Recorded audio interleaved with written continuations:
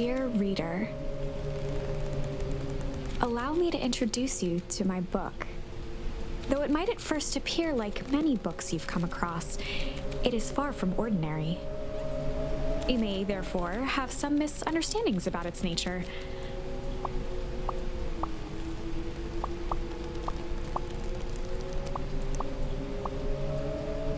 The story that awaits you has not been fully told. In fact, its conclusion is not yet known, even to myself. It is in that way that my book is special. It is in that way that you are special.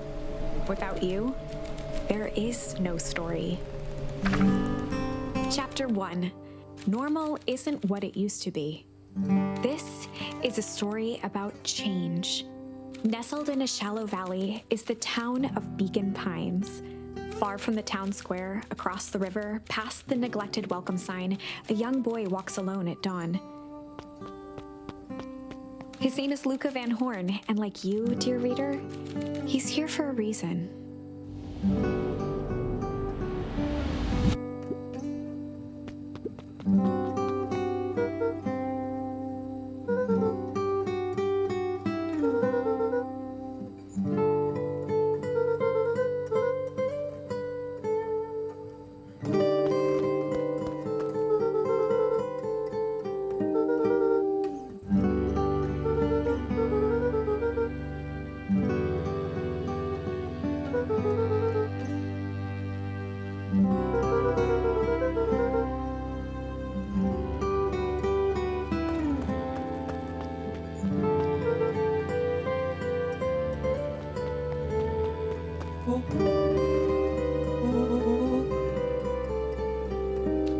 Was Luka's closest friend. He possessed many fine qualities, but subtlety was not one of them.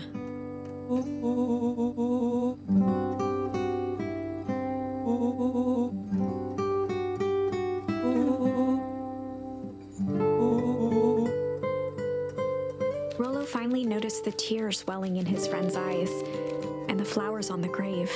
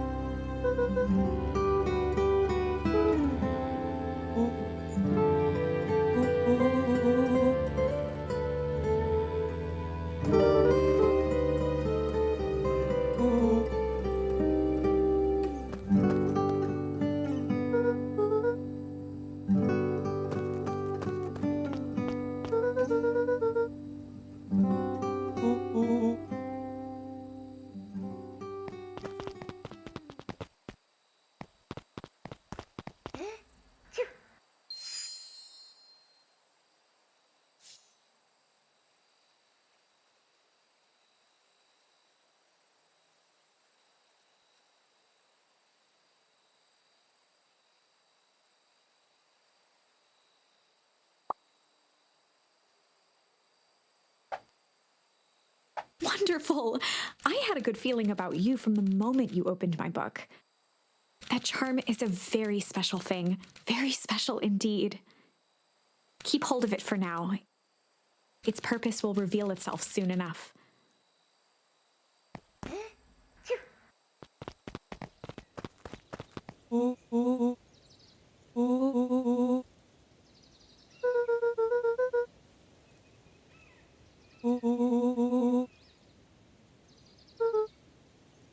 Rollo looked to the side suspiciously.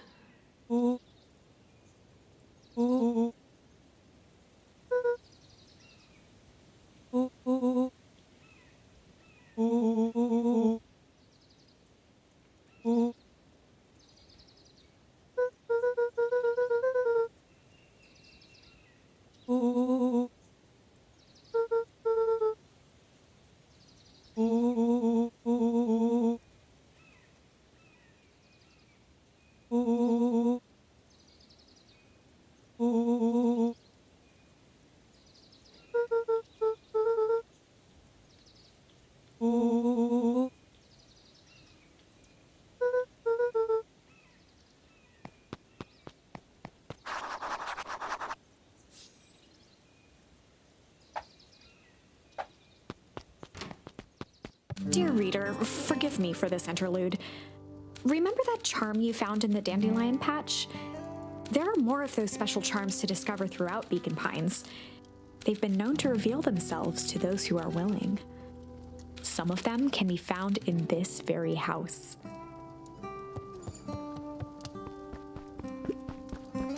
Since Gran had moved in, the house was more peaceful, more orderly, and more covered in flowery fabric. One of his father's old stethoscopes. Luka had spent countless hours listening to anything and everything with it. Not for years, though.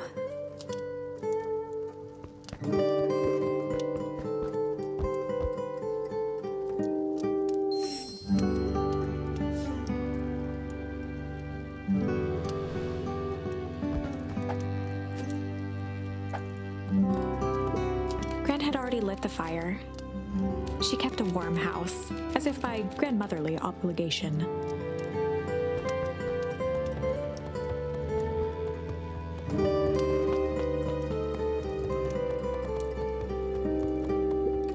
Luka paused at his parents' bedroom door. He just wasn't ready to go in yet. Gran had commandeered the upstairs closet when she moved in. "Some things need shelter from a young boy's mischief," she said.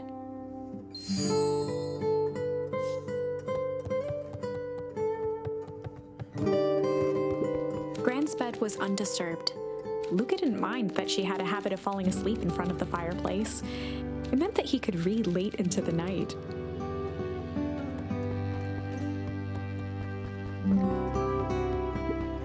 Luka tossed on his favorite old sweater. Even though it was the first day of summer, a chill still hung in the air.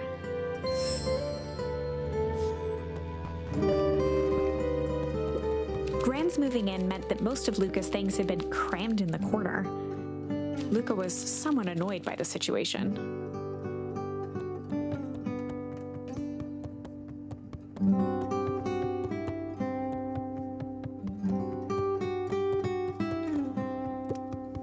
Just some dusty knickknacks.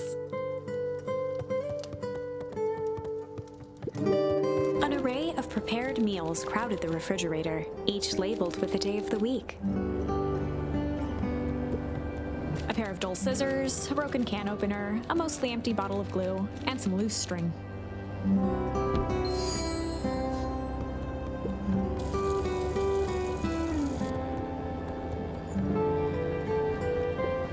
The only piece of furniture Gran had brought when she moved in was an old hutch.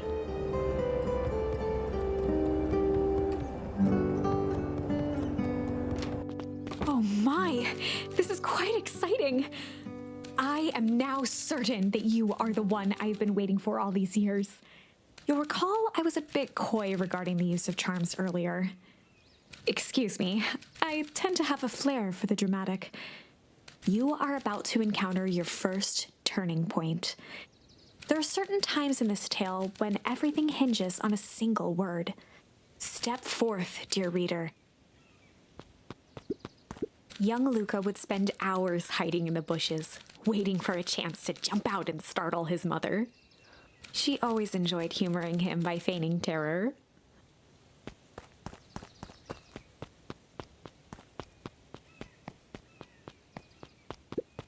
A beginner's guide to gardening laid open on the bench.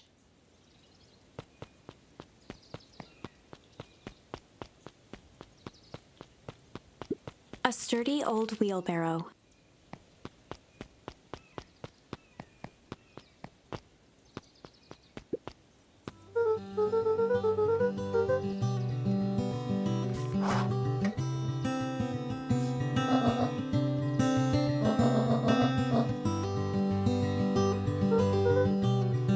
The less Gran knew, the better for everyone involved.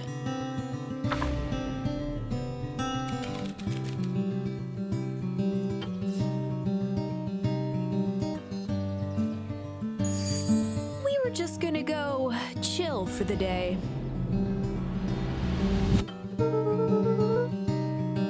The best lies are built on truth.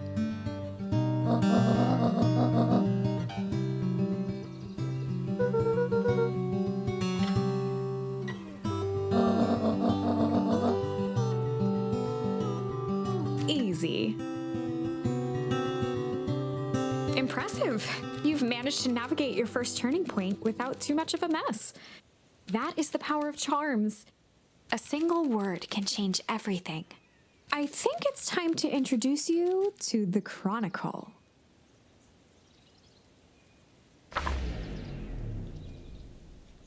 The Chronicle is a record of the decisions you've made. You can see the turning point, which has been revealed. At any time, you can use the Chronicle to go back and invoke different charms, creating new branches. Luckily for us, this is the one and only turning point where the charms won't dramatically alter fate. It's the perfect opportunity to experiment with rewriting things.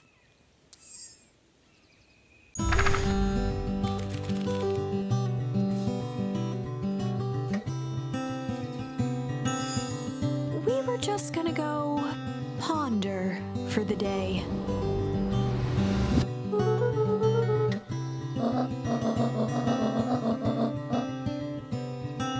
This was Luka's chance to sell his alibi.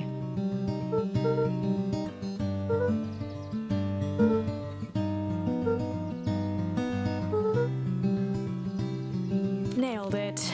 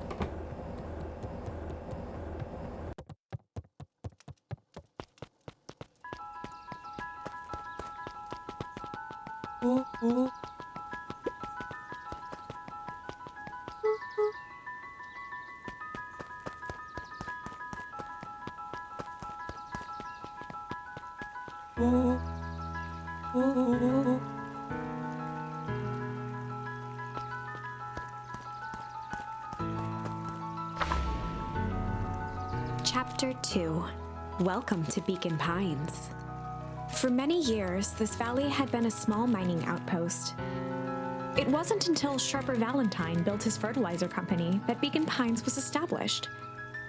Over the next 30 years, the town had grown and prospered, until the foul harvest and his sudden death. In the 6 years since, everyone was simply trying to get by.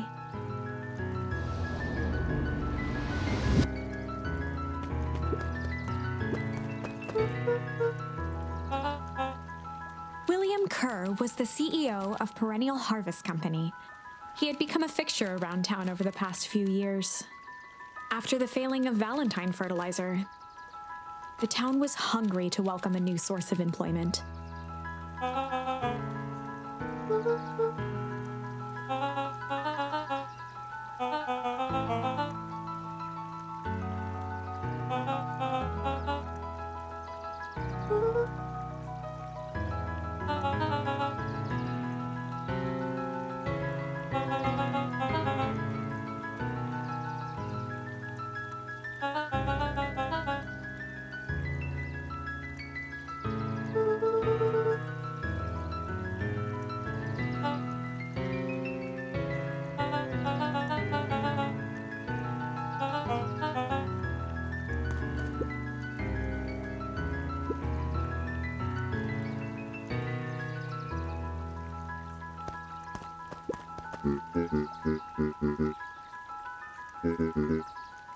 Mayor Augustus Valentine was not busy.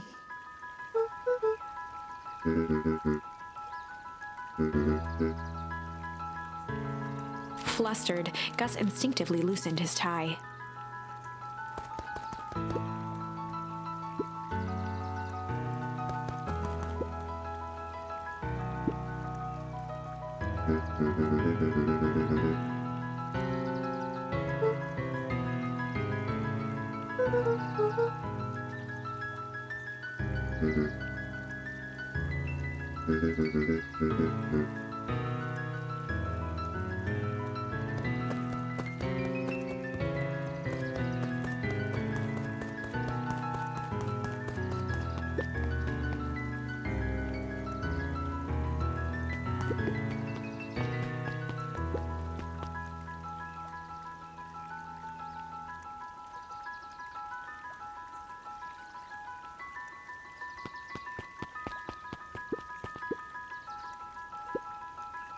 Mr. Sinclair continued snoring and lifted one eyelid just enough to see who it was, a tactic he often used to avoid undesirable conversation.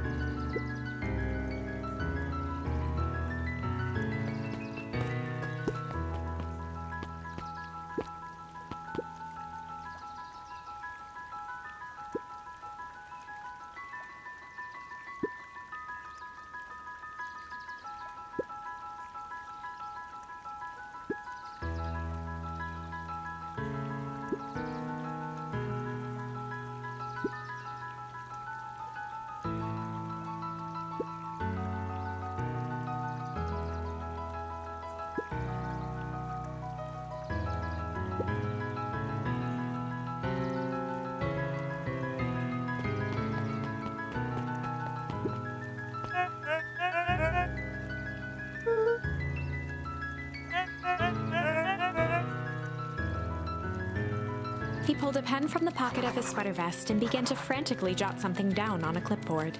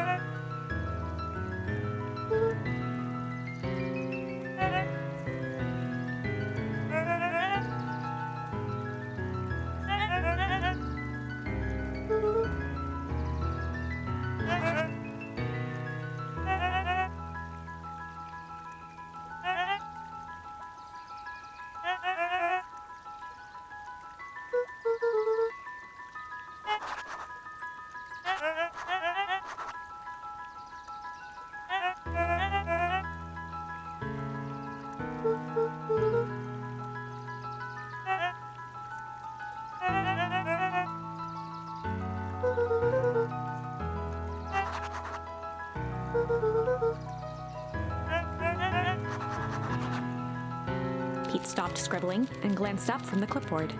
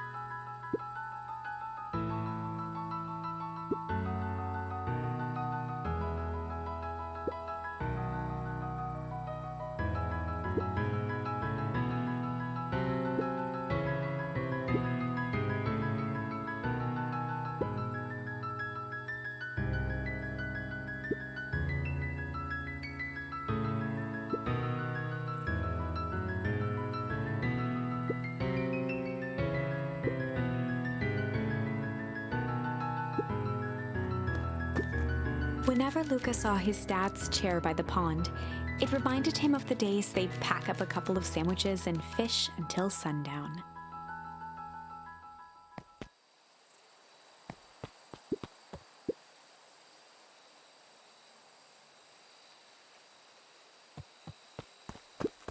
Luka opened the tackle box and picked the perfect bait. Luka tied a shoestring to the hook. What fish could resist a nice shoestring?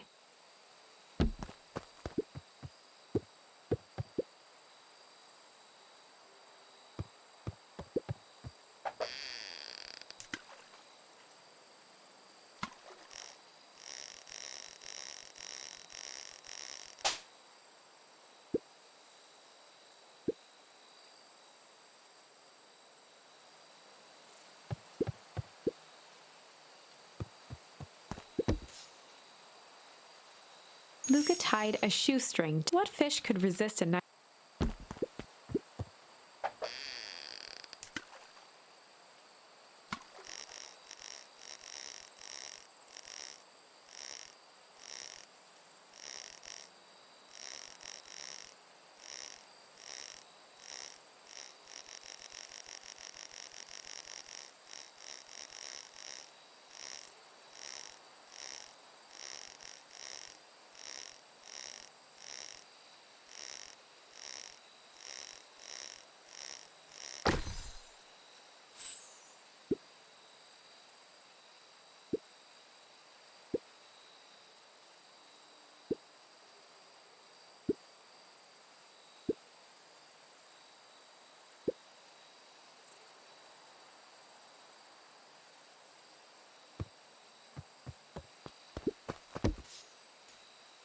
Luka gently baited a feather onto the hook.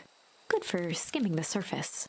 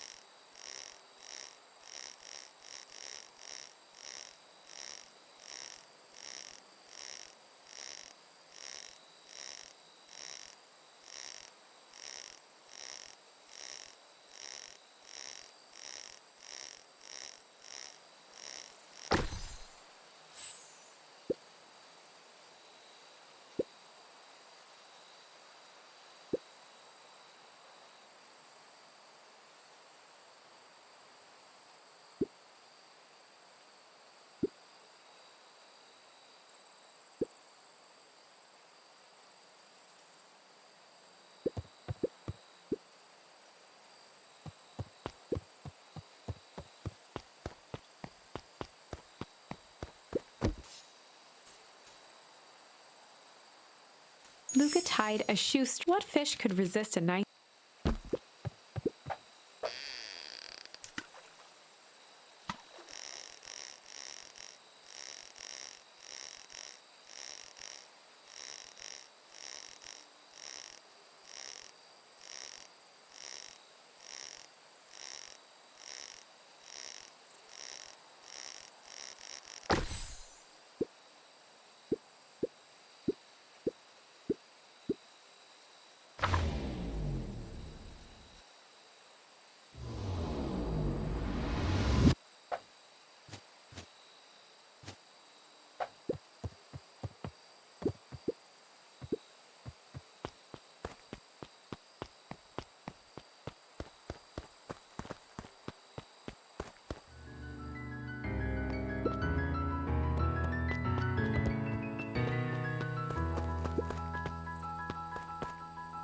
The boys had a good thing going, as long as they kept old Jeff happy.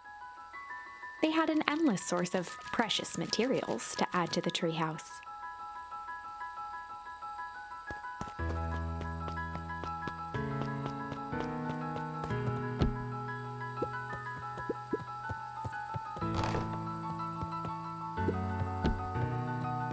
After Luka's father had passed, Rollo became obsessed with them building their own Hank atomic star scraper. It was some time before Luka realized it was Rollo's way of keeping him occupied.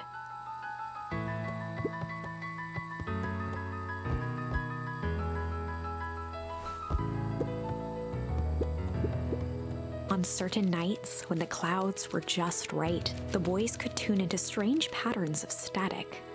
Rollo thinks it's aliens. He always thinks it's aliens. Luka's winter coat decommissioned for the summer. With the cold holding out longer than usual, he reconsidered its usefulness.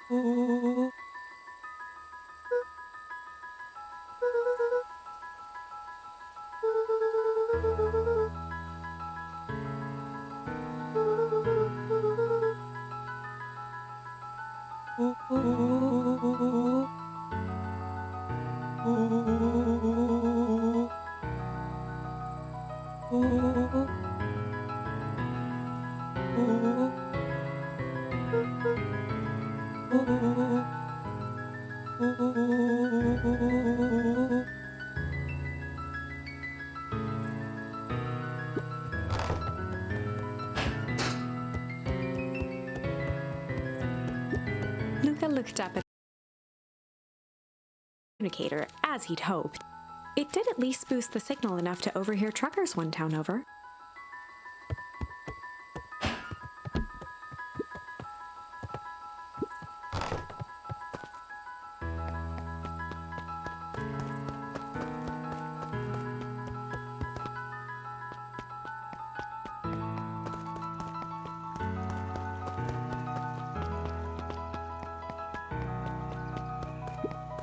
The road leading to Beacon Pines was long and uninspiring, a sort of natural barrier for the impatient.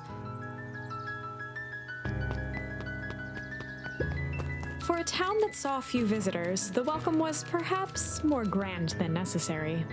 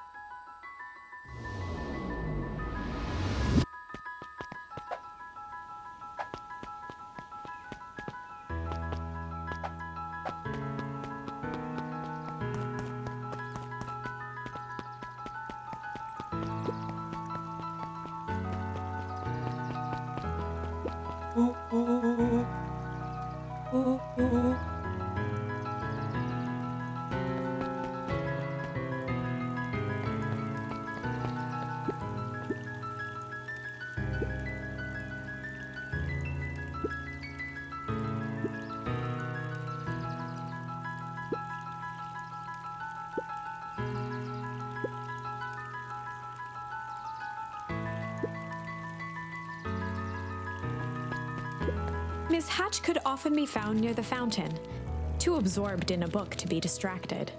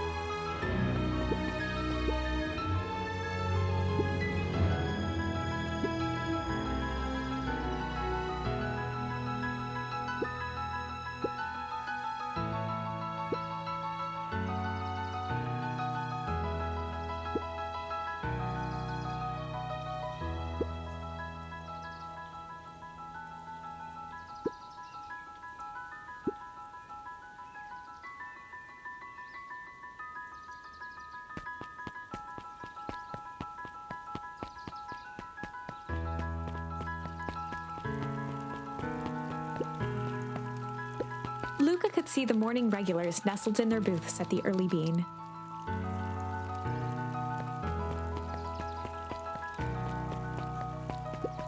Holden Wilder ran the local paper of record, the Beacon.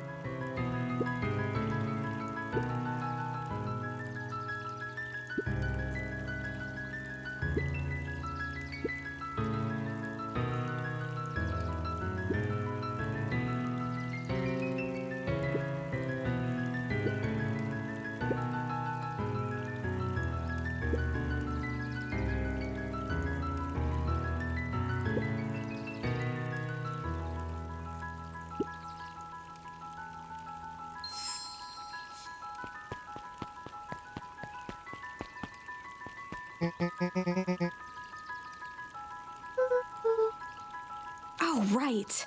Rendezvous with Roxy. This is an important turning point. The first time where your charms will change the course of fate. And currently, we only have one suitable charm at our disposal. Have no fear, we can always return later using the Chronicle once we find more charms. Well, now I'm just rambling. Where were we?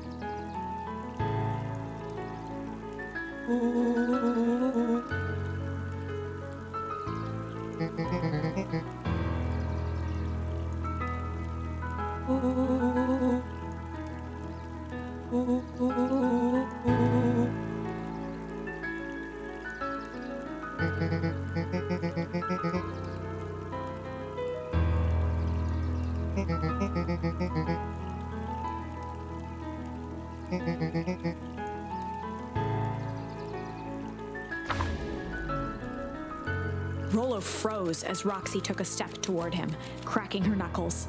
Luka knew he had one chance to save his friend from being dragged home.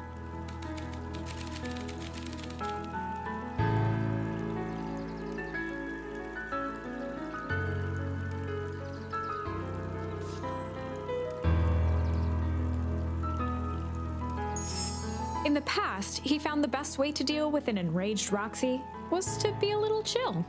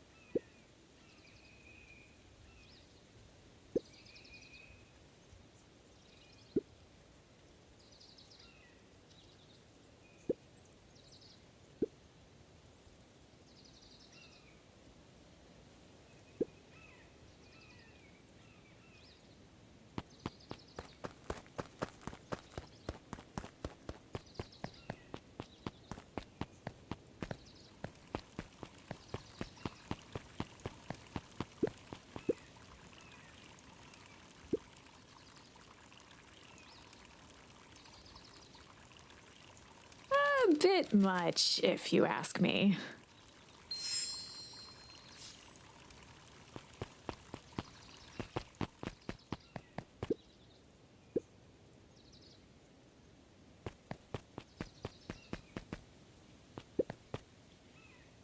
Jeff's hardware closed down about a year ago. The effects of the foul harvest stretched wide. When there are no crops in the field, tractors don't need fixing.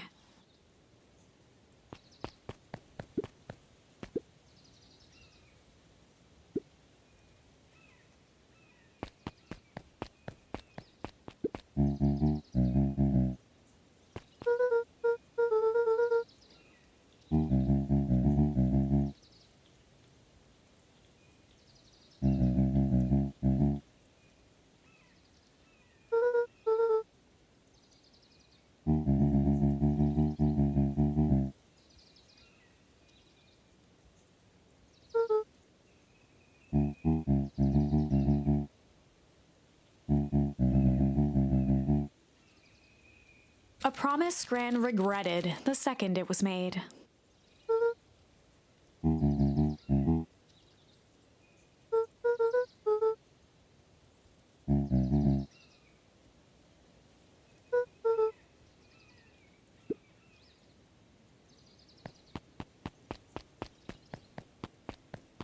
The phone booth was brand new, part of Perennial Harvest's Beacon Pines Reborn initiative. It didn't see much use.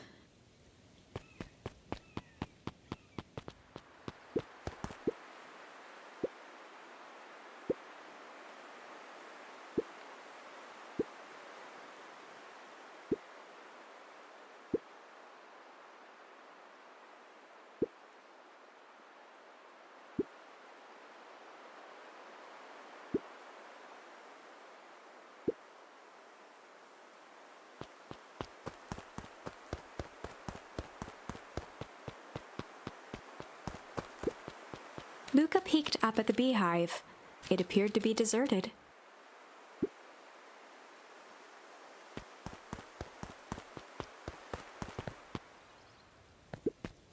After the foul harvest destroyed their wealth and reputation, the Valentines shuttered off their estate from the rest of town.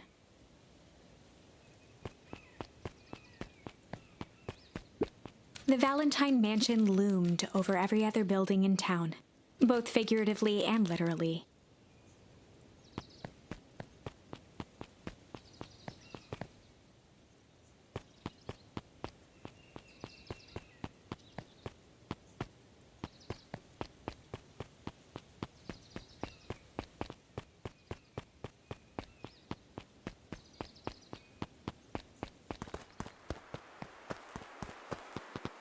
The path led into a small hollow at the edge of Weepwood.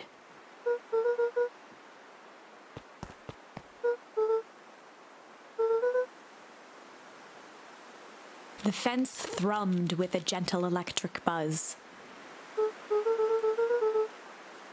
Luka often asked himself what Rollo would do, so that he could rule out that option.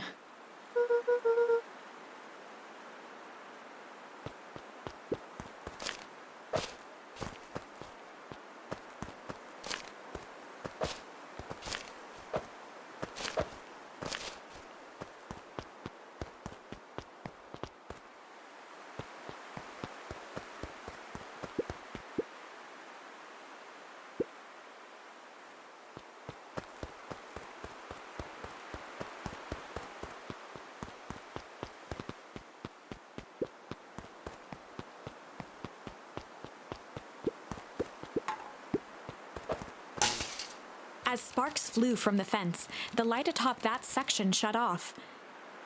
2 bulbs remained.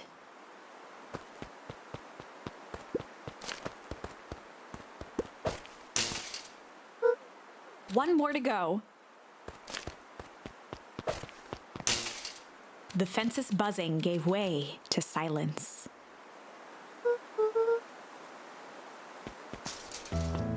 Every kid in town knew the old Valentine fertilizer building. Long abandoned, the warehouse once served as the industrial heart of Beacon Pines. Now, it stood only as a reminder of things left behind. the dormant building showed strange signs of life.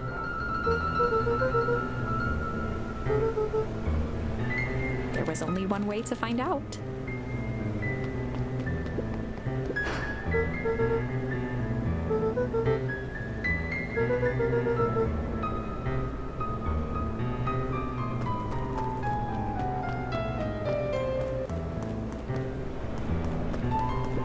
The water looked almost diseased. It flowed slowly into the woods.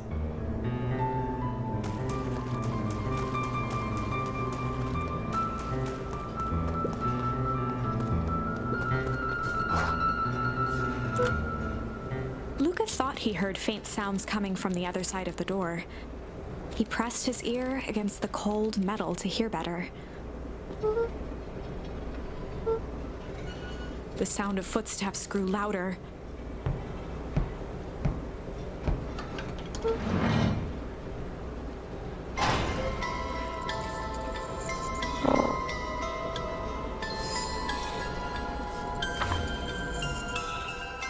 The heavy steel door knocked Luka to the ground.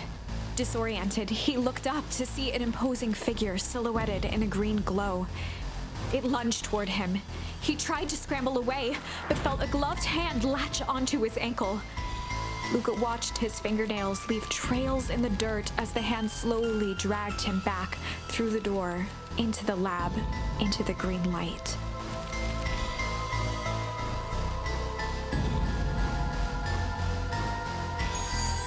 This is a story about change. It was far from the sort of change Luka imagined for himself. But change is, after all, a dangerous animal. The end? I probably should have warned you about this. There are many paths that our story can take. Most will end in tragedy, but don't let that discourage you.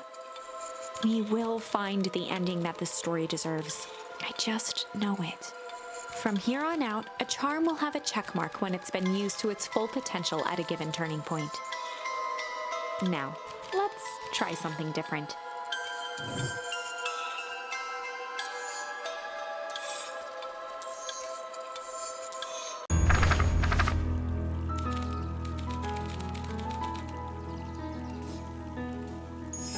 In the past, he found the best way to deal with an enraged Roxy was to be a little shit.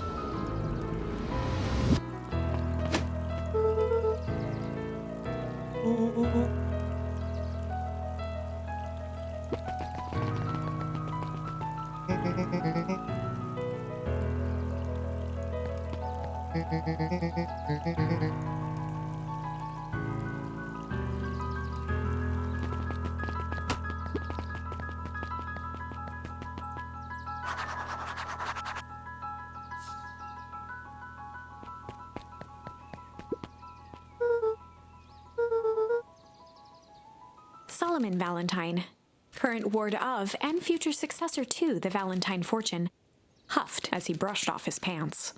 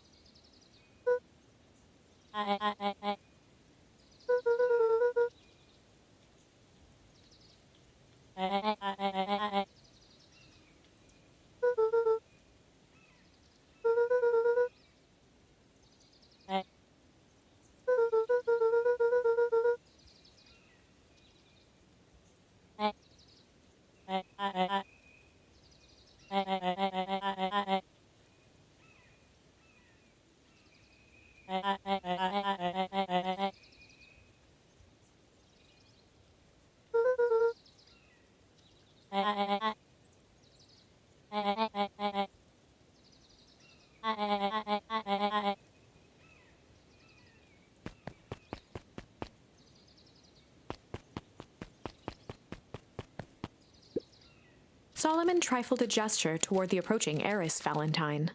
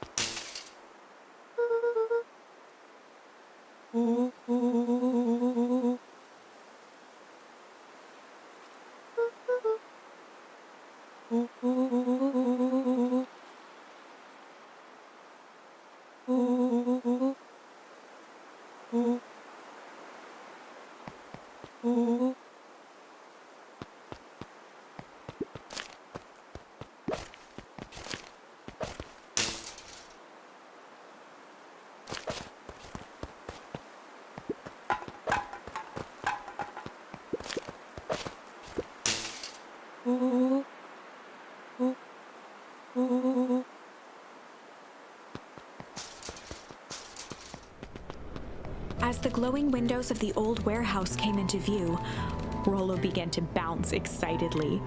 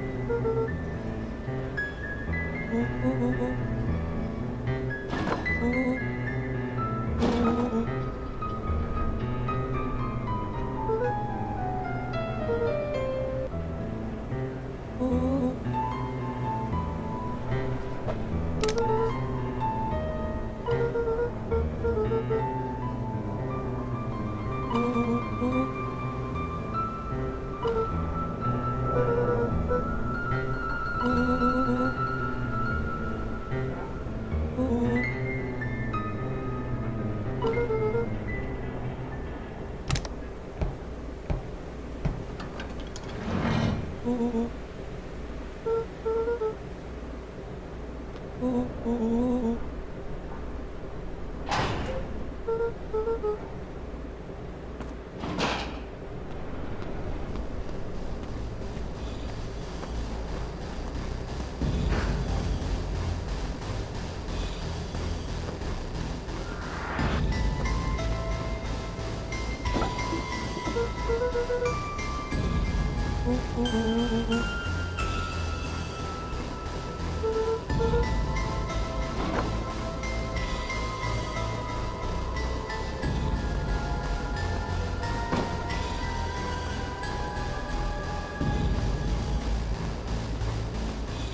boy sat petrified under the weight of the bag.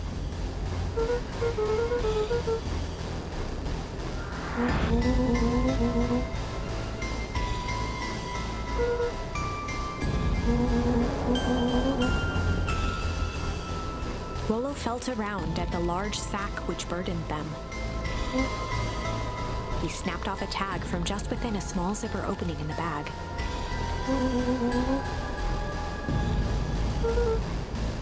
Rollo held the badge up to a faint shaft of light within the dumpster.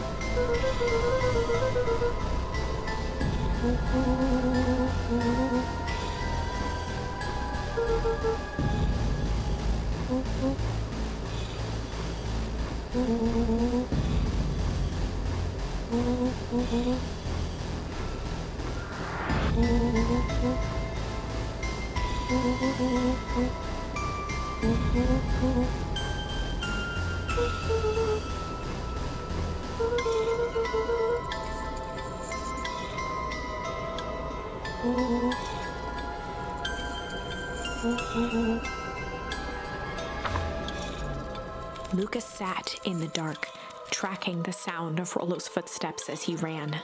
1, 2, 3. He pressed his ear to the dumpster wall, straining to hear Rollo's footsteps as they faded away. 15, 16, 17. He tried not to think about the contents of the dumpster as he counted. 35, 36, 37. The thick stench made it hard to breathe. Screw it, that's long enough.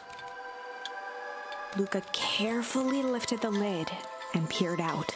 Nothing. No sign of Rollo. No sign of the man in the yellow suit. Time to haul ass. Luka clambered from the dumpster, stumbling to his knees. He was up like a shot and running, sprinting toward home as fast as he could. Beacon Pines flew by, blurred by the tears that welled up in his eyes. He wouldn't remember getting home at all that night.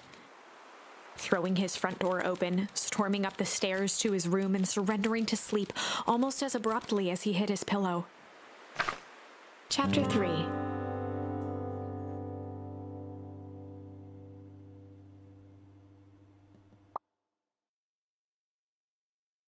Finding a friend. The next morning, it was quieter than usual at the breakfast table. Only the sound of silverware and chewing interrupted the awkward silence.